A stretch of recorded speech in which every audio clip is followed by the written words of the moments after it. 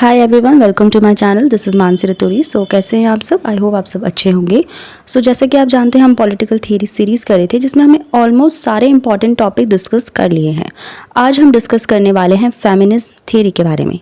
Alright, so let's get started. देखिए, जब हम पॉलिटिकल थ्योरी पढ़ते हैं तो सबसे ज़्यादा हमारे लिए इंपॉर्टेंट क्या होती है? Feminist theory. फेमिनिज्म थ्योरी आपको पढ़नी ही पढ़नी होती है, चाहे आप इंटरनेशनल रिलेशंस पढ़ रहे हैं या आप कोई भी सब्जेक्ट पढ़ रहे हैं, आपको ये थ्योरी अच्छे से पढ़नी ही होती है।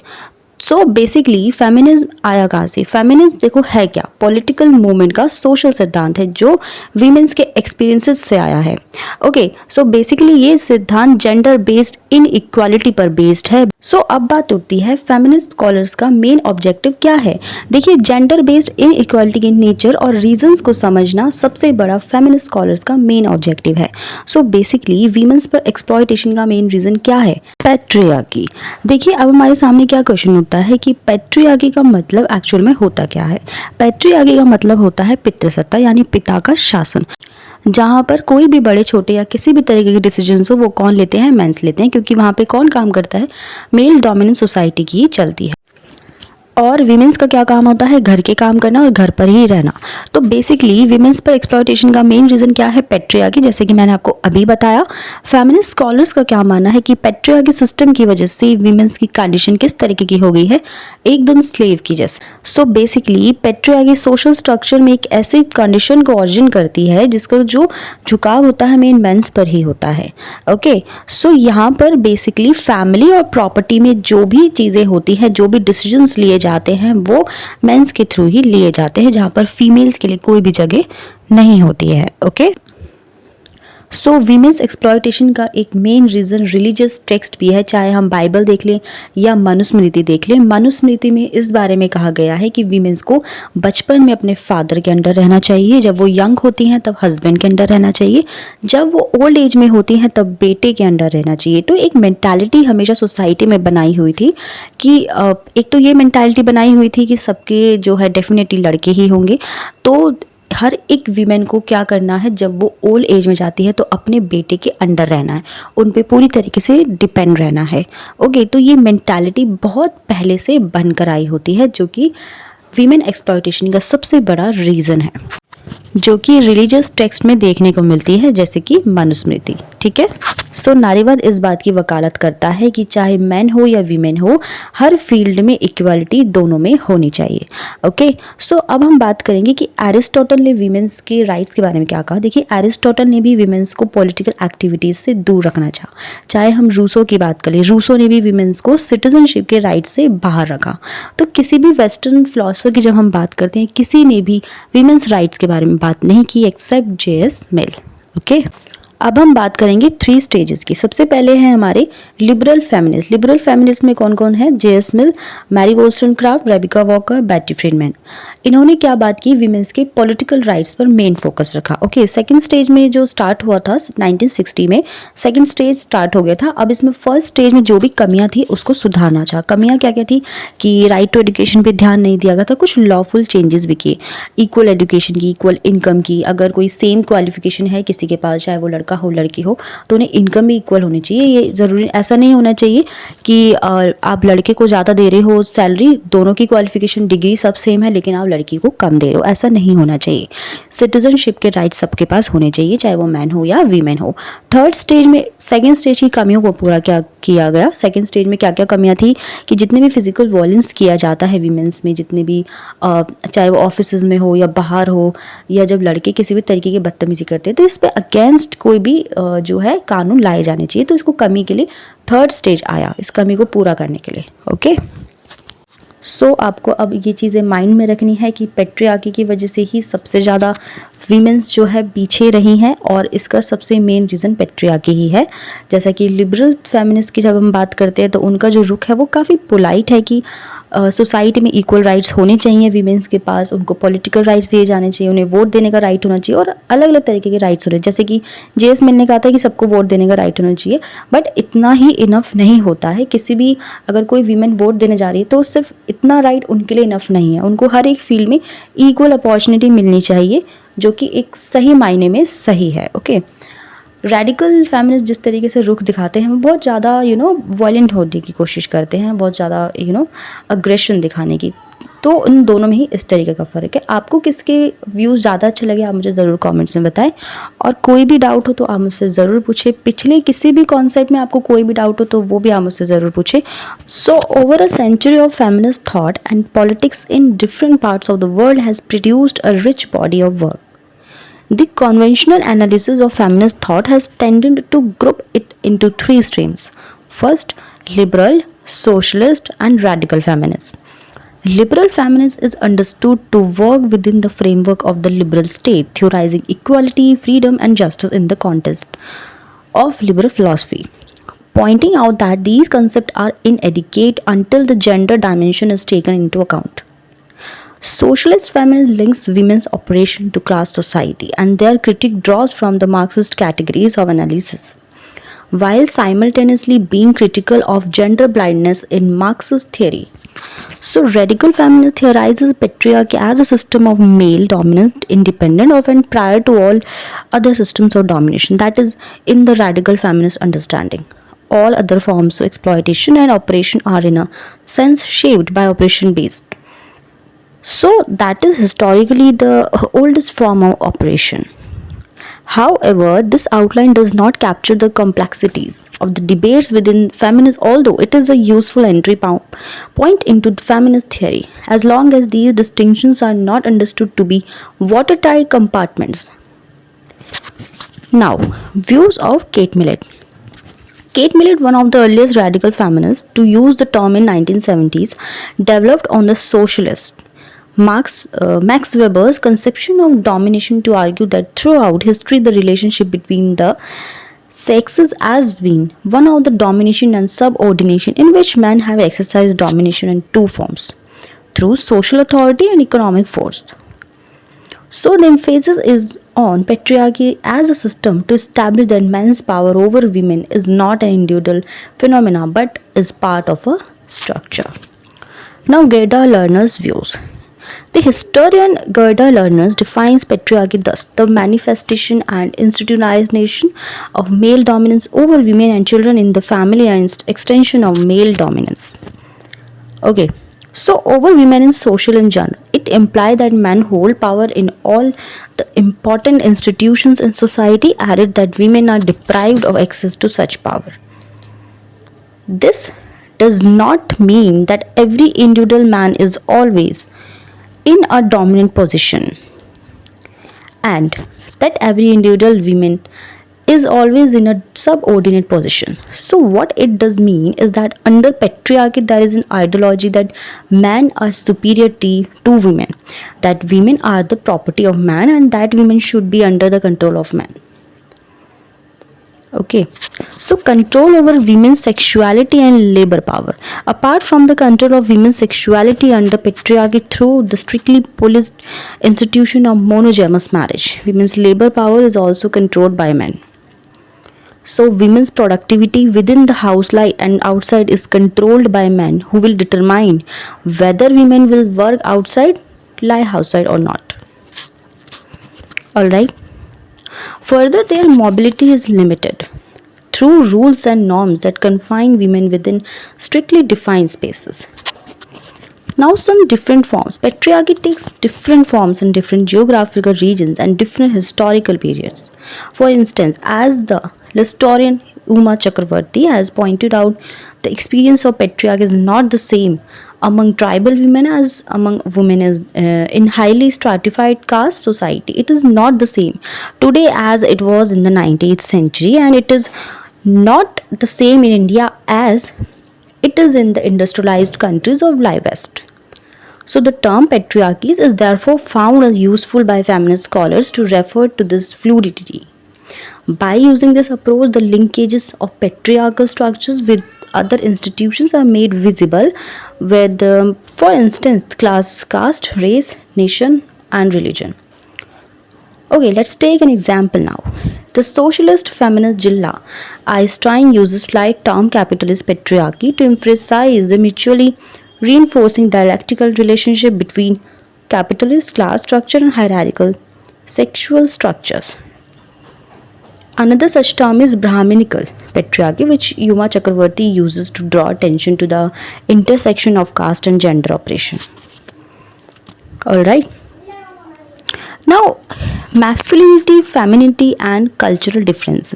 Feminist anthropologists preeminent, among whom in Margaret and Mead, have demonstrated that what is understood as masculinity and femininity varies across cultures. In other words, not only do different societies identify a certain set of characterizes as feminist and another set are masculine, but also these characteristics are not the same across different cultures.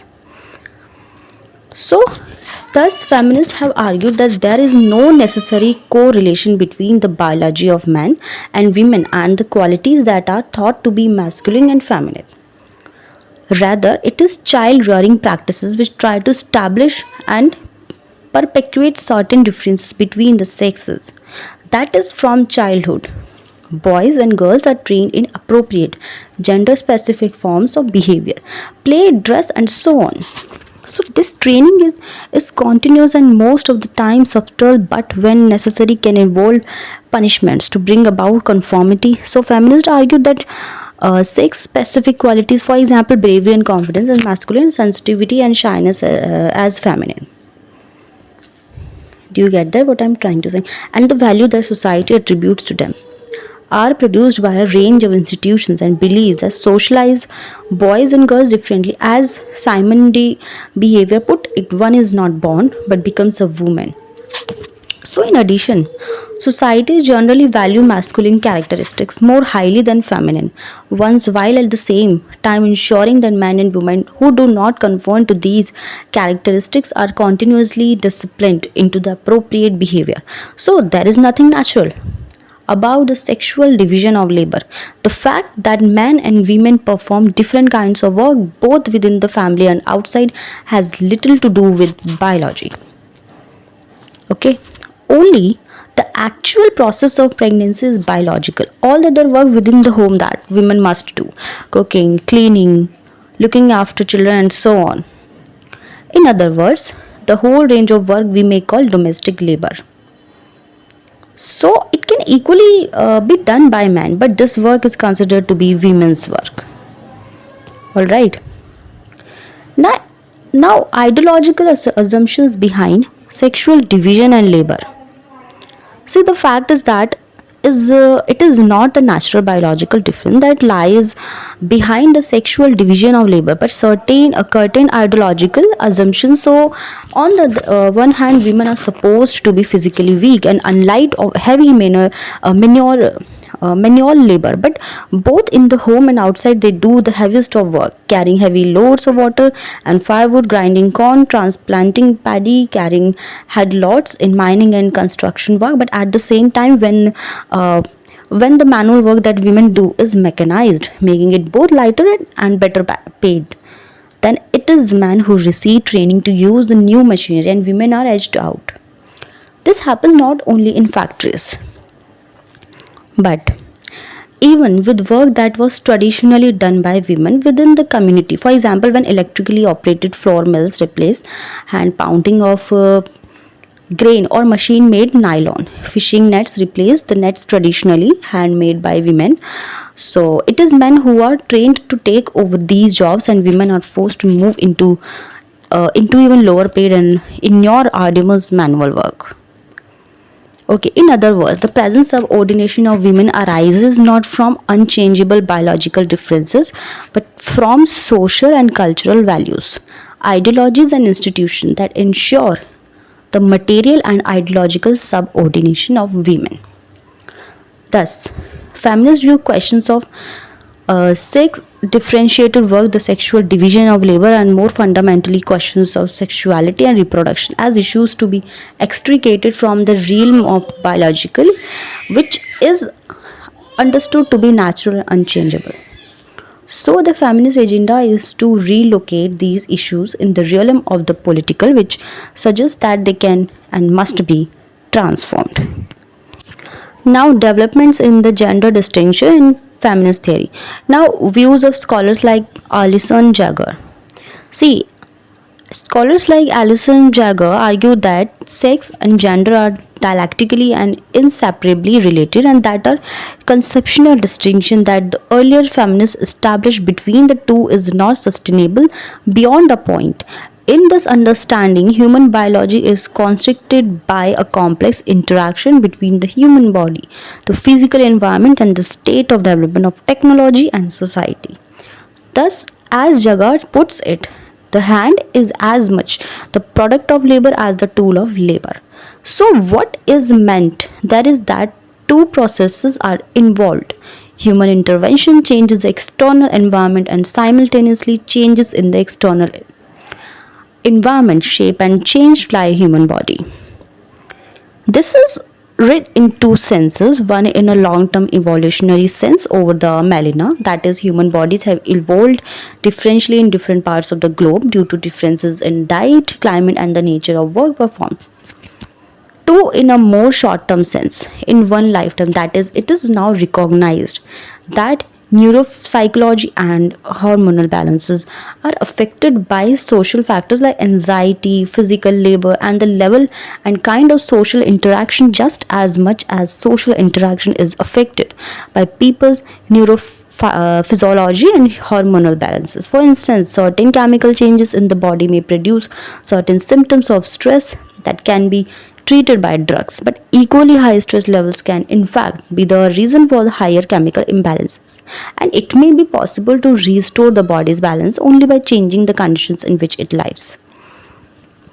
So, when we apply this understanding that biology and culture are interrelated to the gender distinction, the relevant implication is the women's body have been shaped by social restrictions and by norms of beauty.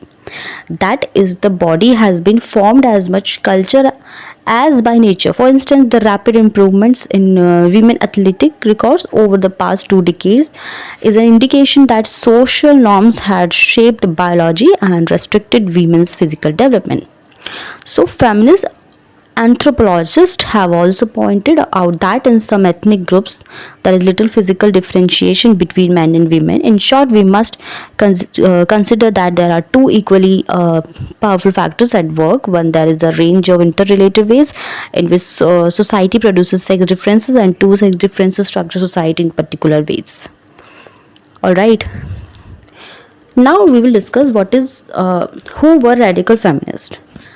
A second kind of rethinking about the gender has come from radical feminism, which argues that feminists must not underplay the biological difference between the sexes and attribute all differences to culture alone.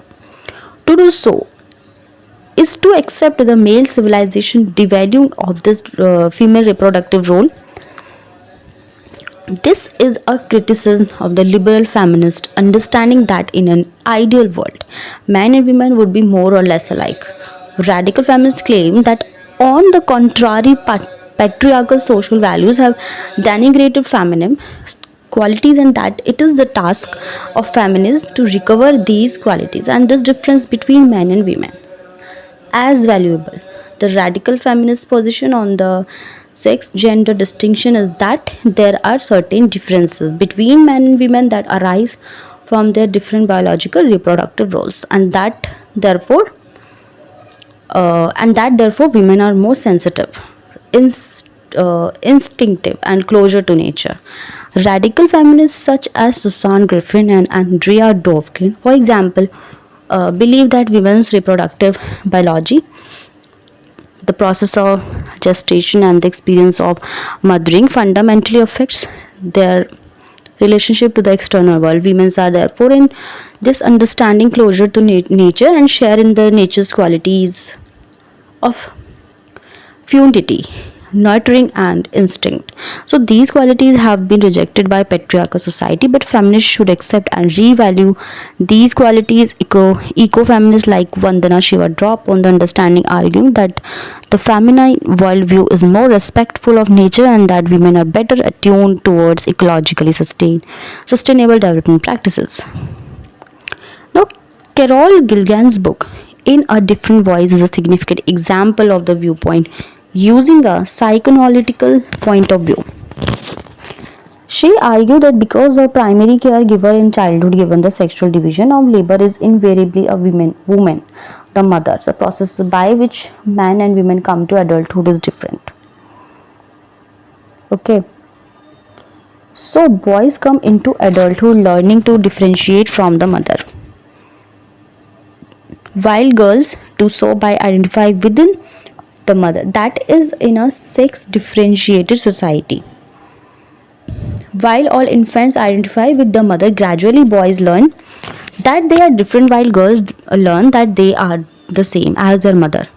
This results, Gilligan argues, in women having a more subjective relational way of engaging with the world while men have a more objective mode. Women relate to others while men learn to separate themselves. This explains, for example, the difference in the nature of male and female friendships. Okay. So, in this context, it is interesting to note that some scholars are of the opinion that the strictly bipolar model of masculinity, femininity, and the devaluing of the feminine are characteristic of only the modern Western civilization. Pre-modern Indian cultures had greater space for a variety of sexual identities. For example, had a socially acknowledged status in Indian society that they have lost in contemporary times. Again, the Sufi and Bhakti traditions drew upon notions of androgyny and often rejected the two-sex model. Take for instance this poem by 20th century Shaivat poet Basavanna, who wrote in Kannada. See, look here, dear fellow, I wear these men's clothes. This is poem, okay? Only for you. Sometimes I am man, sometimes I am woman. Another Shiv Bhakt Devdara Samaya, writing 2 centuries earlier, wrote, if they see breast and long hair coming, they call it woman. If beard and whiskers, they call it man. But look, the cell that hovers in between is neither man nor woman.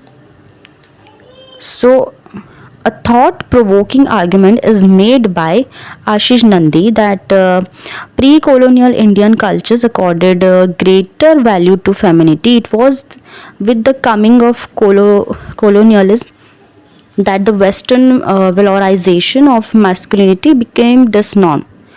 Nationalists too then played into the understanding and tried to resist the deriding of Indian culture as effeminate by claiming to be as masculine as the colonial masters. The ideology of revolutionaries, for example, was very masculinist. According to Nand, Gandhi was unique in attempting to focus on feminine rather than masculine qualities as having the power to resist colonialism. That is emphasized spiritual and moral courage over aggression and violence.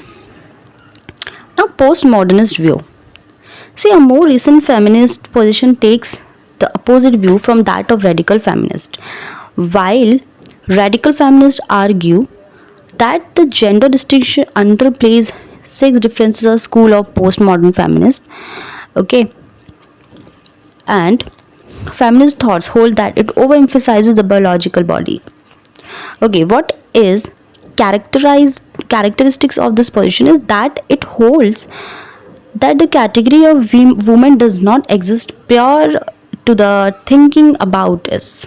Now let's take another example. See, in the case of India, a good example of this is the debate over the Uniform Civil Code. All religious communities have their own personal laws which discriminate against women on matters of marriage, divorce, inheritance, and guardianship of children. The demand for a uniform civil code which would give all women equal rights as citizens has therefore been a demand of the women's movement since 1937.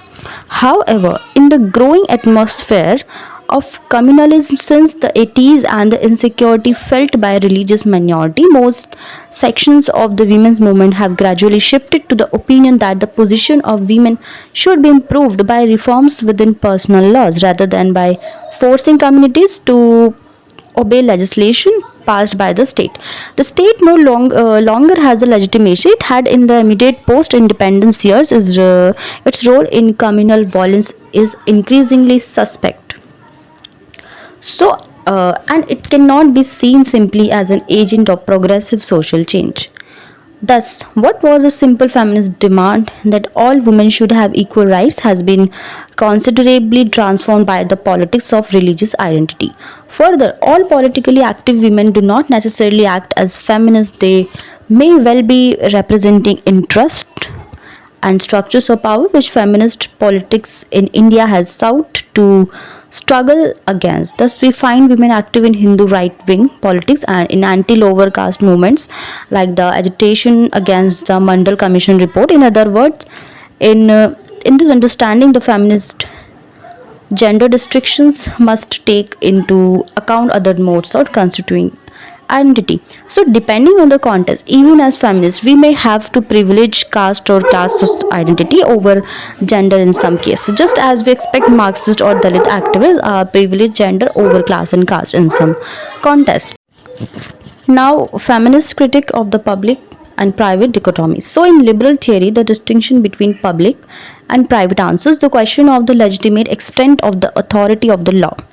The public realm is understood in this context to be open to government regulation while the private realm is to be protected from such action, sexuality and the family being understood to be private. In Marxist theory too, this distinction is central, although from a different point of view. Engels argued that women's operation begins with the transformation of housework from a private service.